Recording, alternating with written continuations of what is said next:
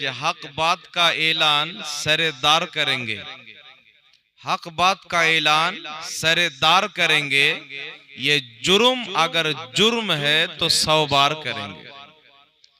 হক কথার এলান সব জায়গাতেই করতে হবে। এটা হক প্রচার করা, হক কথা বলা যদি জুলুম মনে করা হয় সমাজে, তো এই জুলুমটা বারবার করতে হবে। তো বেরাদরি ইসলাম, এখানে আপনারা উপস্থিত হয়েছেন, আমি আমার বক্তব্য ইদিক উদিক না নিয়ে গিয়ে ডাইরেক্ট পয়েন্টে আসছি, কারণ অনেক রাত্রি হয়ে গেছে, একটা পা। আমি যে আয়াতে কারিমা তেলাওয়াত করেছি, বর্তমান যুগের সাথে এই আয়াতে কারিমার অনেক মেল হয়ে যায়।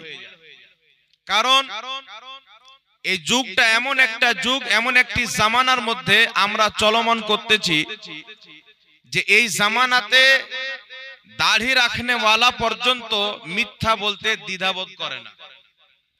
এমন একটা জামানাতে আমরা চলে এসেছি, এই জামানায় ইসলামিক স্কলার নামে নবী মুস্তাফার স্টেজে উঠে মিথ্যা কথা বলে। এমন একটি জামানাতে চলে এসেছি যে সহি হাদিসের নামে হাদিসের সাথে জালিয়াতি করা হয়। এমন একটি জামানাতে চলে এসেছি চোরের মায়ের গলা জোর, না কি বলে আপনাদের দিকে, চোরের মন পুলিশ পুলিশ, এরকম সিস্টেম।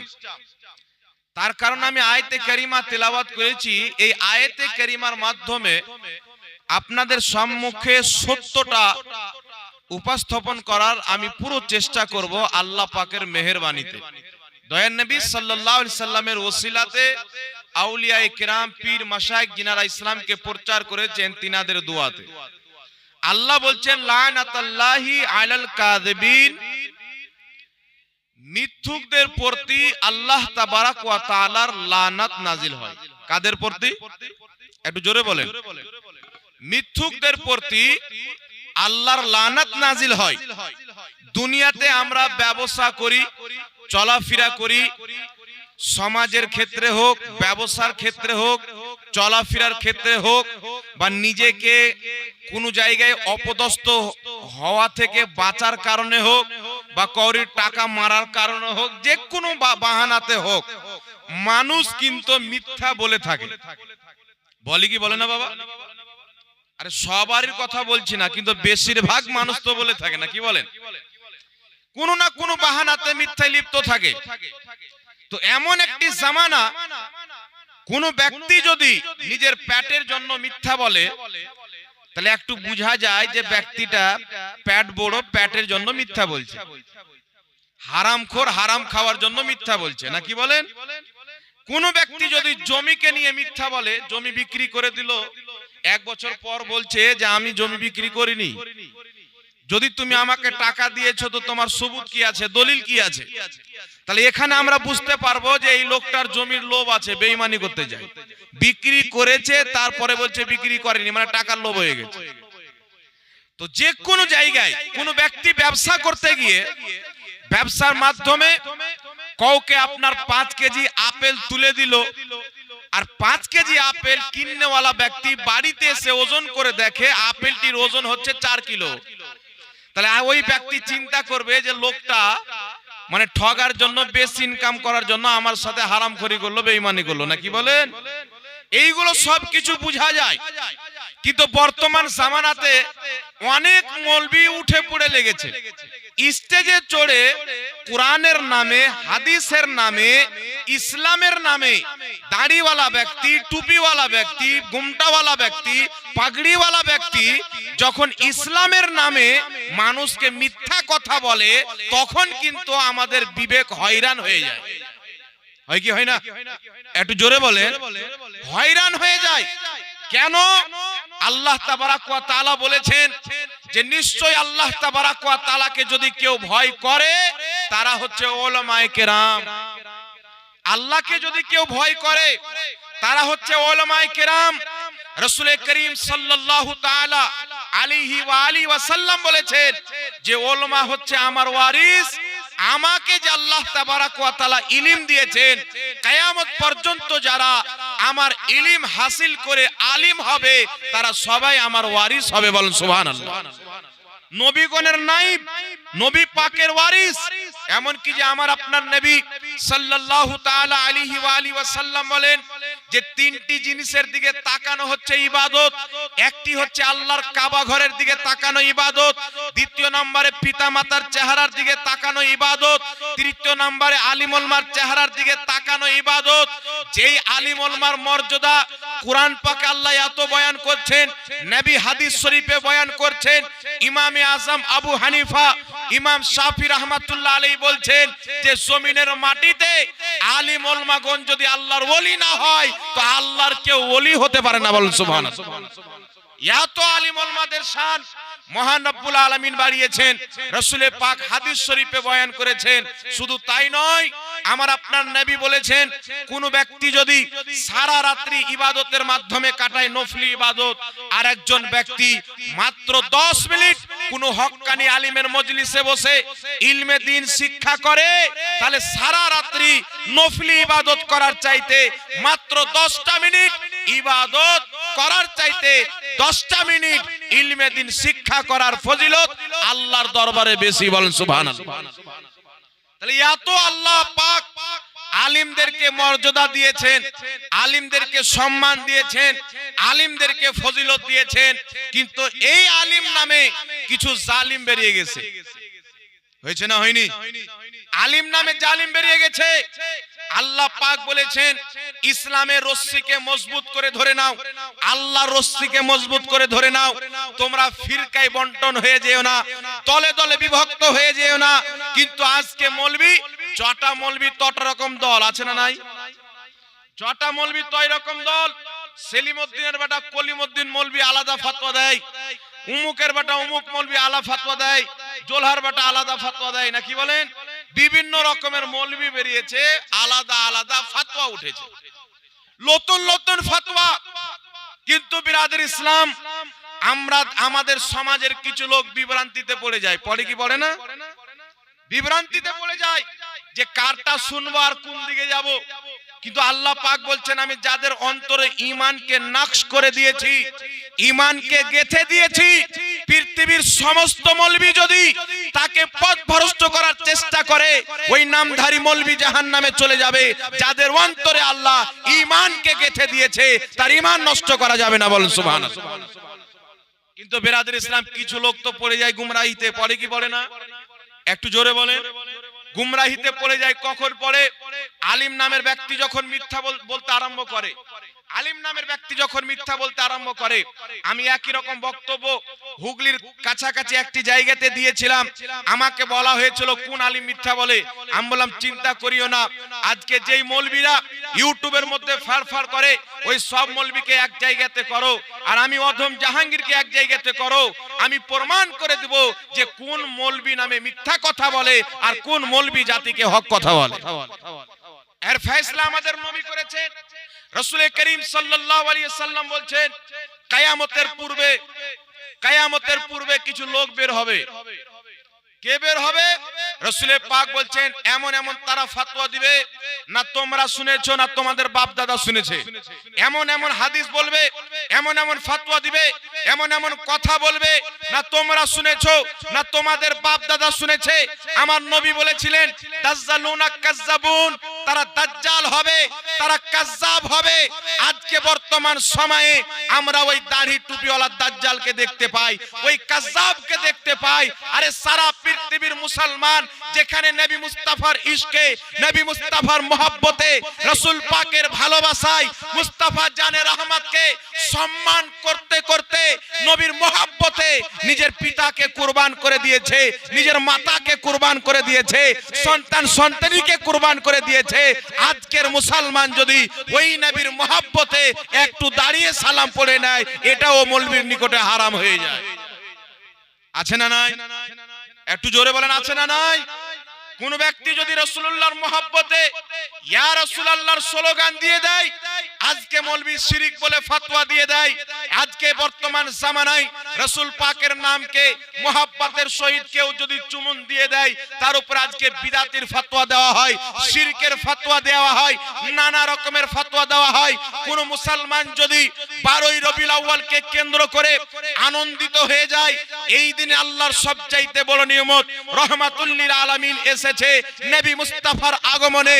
কোন মুসলমান যদি আনন্দিত হয়ে যদি ভালো খাদ্যর ব্যবস্থা করে দেয়, একটু মিছিল বের করে নেয়, আনন্দতে আল্লাহ আল্লাহ রাসূলের নামের স্লোগান দিয়ে দেয়, ওই দিনে বিভিন্ন নেক কাজের মাধ্যমে যদি আল্লাহর শুকরিয়া আদায় করে নেয়, তাহলে ওই ব্যক্তির উপরে বিদাতির ফতোয়া লেগে যায়।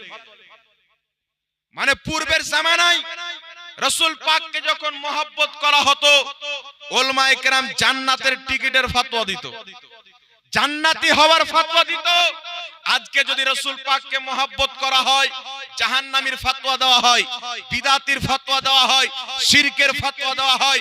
কিন্তু মুসলমান নিজের কলবের উপরে হাত রেখে একটু আপনি চিন্তা করে দেখেন, একটু ভেবে দেখেন, আজকে যদি কোনো চায়ের দোকানে গিয়ে বলেন নবী তো আমাদের মতনই একজন সাধারণ মানুষ ছিল, মরে গেছে, শেষ হয়ে গেছে, অমুক ধমুক, পিঠ পিছনের খবর জানতো না, নবী ইলমে গায়েব জানে না, এই ধরনের যদি কথা বলেন, কিছু দাড়িওয়ালা মৌলবি আছে আপনাকে চা না বরং কফি পান করাবে, স্পেশাল কফি খাওয়াবে।